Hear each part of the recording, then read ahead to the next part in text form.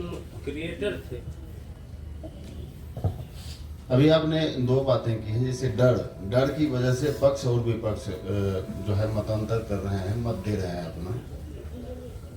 कहीं न कहीं समाज से लेकर राजनीति दो ही धुरी पर अभी चल रही है, सनातन या सनातन विरोध। तो फिर आपका जो यात्रा हो रहा है इसको कैसे खत्म कर पाएंगे? खत्म करने की क्या जरूरत है? ये आपकी समझ है कि पूरा समाज सनातन और सनातन के पक्ष और विरोध पर चल रहा है।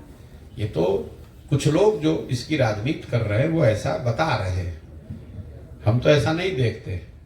हमारी जो समझ है छोटी मोटी राजनीति की, ऐसा नहीं है कि देश में सनातन और सनातन के पक्ष और विपक्ष में ही राजनीति हो रही है। इस देश में 80% सनातन को मानने वाले हिंदू धर्म के लोग रहते हैं। भाजपा को कितना वोट मिला है 2019 में? 38%। मतलब आधे से कम हिंदुओं ने भाजपा को इस देश में वोट दिया है। आपने एक ही बार में कह दिया कि सनातन और सनातन विरोध की राजनीति चल रही है।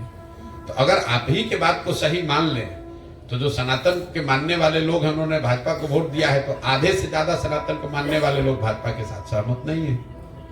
किसी चीज को जब आप देखते हैं तो इतना आसानी से कोई आंकड़ा देखा, कोई फैक्ट देखा और बस तुरंत इंटरप्रिटेशन कर दिया।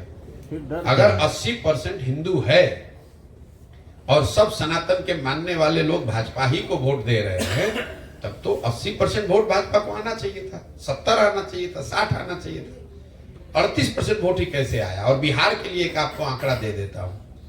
बिहार में भाजपा को पिछले विधानसभा चुनाव में 19.6% वोट आया है। 19.6% वोट, 19 मतलब 20% से कम वोट आया है भाजपा को बिहार में। और आप कह रहे हैं कि सारा हिंदू भाजपा ही को वोट दे रहा है। बिहार में 82% हिंदू है, तो भाजपा को 20% वोट कैसे आया?